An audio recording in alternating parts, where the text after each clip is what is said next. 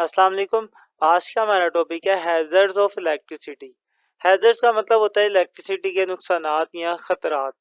तो बेसिकली ये इलेक्ट्रिसिटी हमें दो ही कंडीशन में ज़्यादा नुकसान पहुंचाती है, या तो हमारी इंसुलेशन डैमेज हो जाए या फिर हमारी जो कंडीशन है वो डैम्प हो। डैम्प कंडीशन का मतलब होता है कि ऐसी कंडीशन जिनके अंदर नमी ज़्यादा हो, हवा में नमी ज़्यादा हो या जहाँ पे इलेक्ट्रिसिटी का काम है वहाँ पे नमी ज़्यादा है, तो उस कंडीशन में भी हमें इलेक्ट्रिसिटी से नुकसान पहुंच सकता है। इनको थोड़ा डिटेल में पढ़ते हैं। तो अगर आपको इस चैप्टर या किसी भी चैप्टर की प्लेलिस्ट चाहिए तो आप सिंपल हमारे चैनल को अच्छे से विजिट करें, आपको हर चैप्टर की प्लेलिस्ट मिल जाएगी विद न्यूमेरिकल्स। यहाँ पे सिंपल यूट्यूब पे सर्च करें, चैनल का नाम लिखकर सर्च करें, तब भी आपको वो मिल जाएगी। स्टार्ट करते हैं अपने लेक्चर को।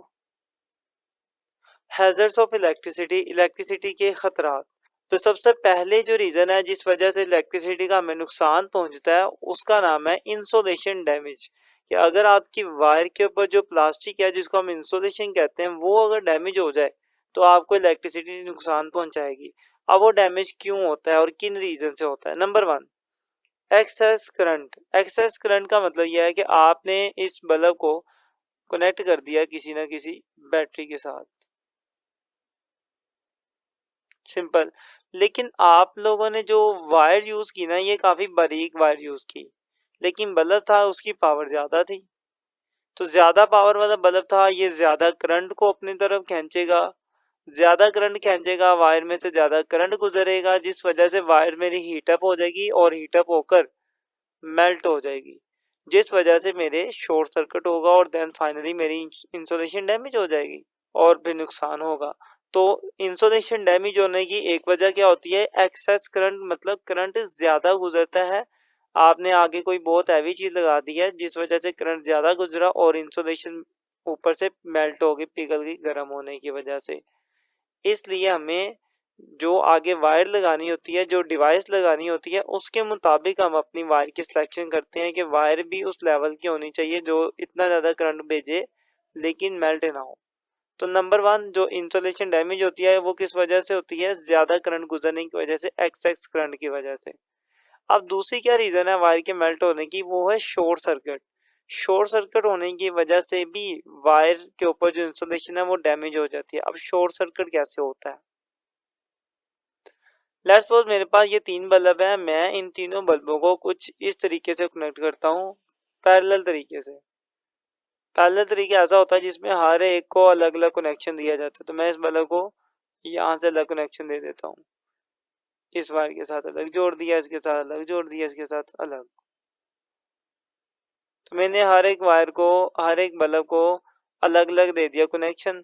कनेक्शन देने के बाद इसको मैं जोड़ देता हूँ एक बैटरी के साथ, पॉजिटिव और नेगेटिव। अब करंट फ्लो कर रहा है। लेकिन हमने ये पीछे पैरेलल कॉम्बिनेशन के अंदर ये बात पढ़ी थी कि जितनी ज़्यादा पैरेलल तरीके से आप चीज़ों को जोड़ते हो, आपके ओवरऑल सर्किट की जो इक्वल रेजिस्टेंस है ना वो कम होना स्टार्ट हो जाती है। तो पूरे सर्किट की रेजिस्टेंस कम हो जाएगी। रेजिस्टेंस कम होने की वजह से क्या होगा? करंट ज़्यादा फ्लो करेगा। जब करंट ज़्यादा फ्लो करेगा तो फिर वही बात जो ऊपर हुई थी कि करंट ज़्यादा फ्लो करने की वजह से आपकी तारें हीटअप हो जाएंगी और मेल्ट हो जाएंगी। सेम यही काम इधर होगा कि करंट ज़्यादा फ्लो करेगा और मेल्ट हो जाएगा। तो हमें इस बात का भी ख्याल रखना है कि हमने पैरेलल तरीके से काफ़ी ज़्यादा डिवाइसेस को आपस में नहीं जोड़ना जिस वजह से रेजिस्टेंस कम हो जाए, वरना आपकी तारें मेल्ट हो जाएंगी और शॉर्ट सर्किट का बायस बनेगी। एक तो ये रीज़न होती है शॉर्ट सर्किट की। और बाज़ का तो होता कुछ इस तरीके से है कि आपके पास वायर हैं, ये पीछे कनेक्ट है बैटरी के साथ, और ये वायर बजाय इसके के रास्ते में कोई बल्ब लगा हो या कोई डिवाइस लगी हो, ये डायरेक्ट आपस में कनेक्ट हो जाती हैं, जिसको हम कहते हैं कि सर्किट शॉर्ट हो गया है। शॉर्ट सर्किट इसलिए इसको नाम दिया जाता है। अब ये किसी भी रीज़न से हो सकता है कि आपने वायर्स को ऊपर से, ये इनकी इंसुलेशन उतारी थी, ऊपर टेप करना भूल गया और वो कनेक्ट हो गई, या मे बी इनमें से कोई रीज़न हो कि वो मेल्ट होगी ऊपर से इंसुलेशन, अब आपस में ये कनेक्ट हो गई हैं जिस वजह से शॉर्ट सर्किट होगा। शॉर्ट सर्किट की वजह से भी क्या होता है कि तारें और गर्म होती हैं और फिर आगे आपको पता है कि बहुत ज़्यादा डैमेज हो जाता है काम। तो ये कुछ रीज़न है जिस वजह से आपकी इंसुलेशन डैमेज होती है। या तो शॉर्ट सर्किट हो जाए, क्योंकि शॉर्ट सर्किट की वजह से करंट ज़्यादा फ्लो करता है और फिर पूरी तारें मेल्ट हो जाती है और देन बहुत सी चीज़ें ख़राब हो जाती हैं। या फिर आपने पैरेलल तरीके से ज़्यादा डिवाइसेस आपस में लगा दी, या फिर ऐसी डिवाइस लगा दी जो करंट बहुत ज़्यादा खींचती है, तो इन सब चीज़ों की वजह से आपकी क्या हो जाती है, इंसुलेशन डैमेज हो जाती है, और जिस वजह से आगे फिर हमें इलेक्ट्रिसिटी के नुकसान उठाना पड़ते हैं। अब इन चीज़ों से बचा कैसे जाए, इनको बचने का भी एक टेक्निक है। तो हाउ टू अवॉइड, मतलब इन सब नुकसान से कैसे बचा जा सकता है। Number one, never be naked, कि आप अपने वायर को कभी भी नेकेड ना छोड़े, मतलब नंगा मत छोड़े तार को, उसको कवर करके रखें। आगे टू मच मॉइस्चर, कि आप अपनी तार के इर्द गिर्द या उस एरिया में जहाँ पे ये वायर्स मौजूद है वहाँ पे मॉइस्चर ना आने दें। मॉइस्चर का मतलब होता है नमी।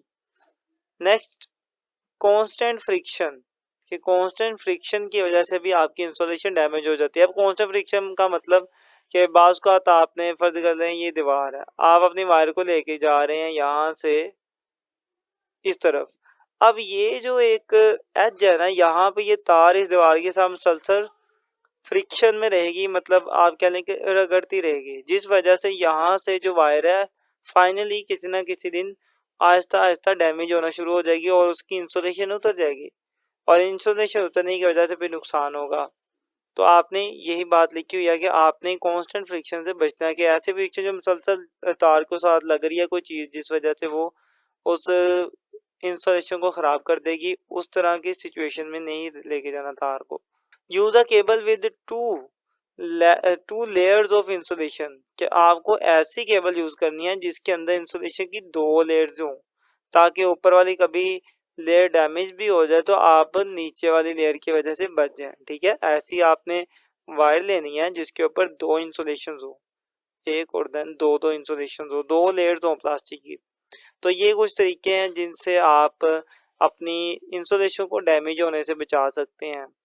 नेक्स्ट बात करते हैं कि इलेक्ट्रिसिटी का एक तो नुकसान पहुंचता था हमें इंसुलेशन के डैमेज होने की वजह से, एक उस वक्त नुकसान पहुंचता है, और फिर हमने पढ़ा कि डैमेज किन किन वजह से होती है और डैमेज होने से बचाया कैसे जा सकता है। अब बात करते हैं कि इलेक्ट्रिसिटी का हमें दूसरी कौन सी कंडीशन है जिसमें नुकसान होता है, वो है डैम कंडीशन। डैम कंडीशन के अंदर भी हमें नुकसान होता है, मतलब आपका जिस्म गीला है या आपका माहौल गीला है या जहाँ पे आप इलेक्ट्रिसिटी से काम कर रहे हैं वहाँ पे पानी मौजूद है या कोई भी ऐसा लिक्विड मौजूद है जिसमें से इलेक्ट्रिसिटी पास कर सकती है, तो आपको नुकसान पहुंचेगा।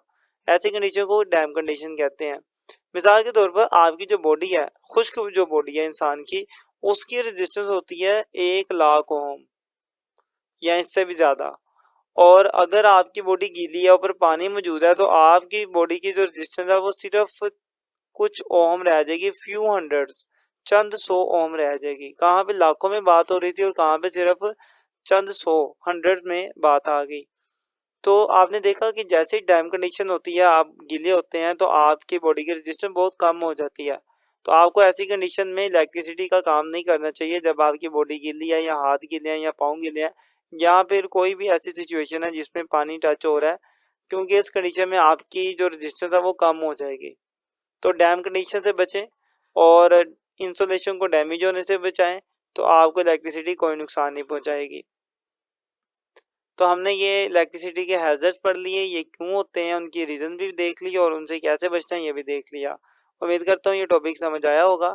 अच्छा लगे तो वीडियो को शेयर करके और कमेंट में बताया भी करें कि कैसी लगी। मिलते हैं इंशाल्लाह नेक्स्ट वीडियो में, तब तक के लिए अल्लाह हाफिज़।